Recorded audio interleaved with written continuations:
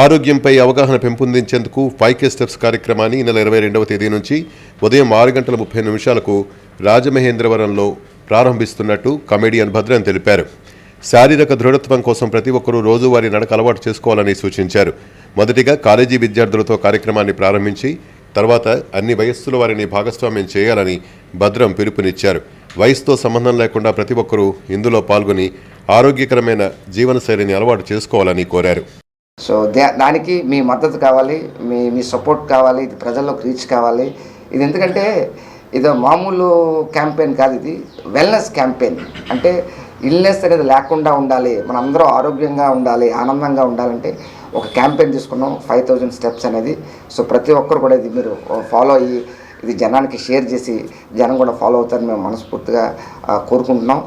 ఎంత ఉపయోగపడుతుందో అని వివరంగా చెప్పారు. ప్రతి మనిషి కూడా ఈరోజు వ్యాయామం చేయకుండా ఉండరు. వ్యాయామం చేస్తేనే ఈ రోజు ఉన్న మన అలవాట్లను బట్టి ప్రతిరోజు వ్యాయామం చేస్తేనే మన రోగాలు నివారణ పరంగా ముందుకు వస్తుంది. కాబట్టి ప్రతి ఒక్కరూ వ్యాయామం చేయాలి.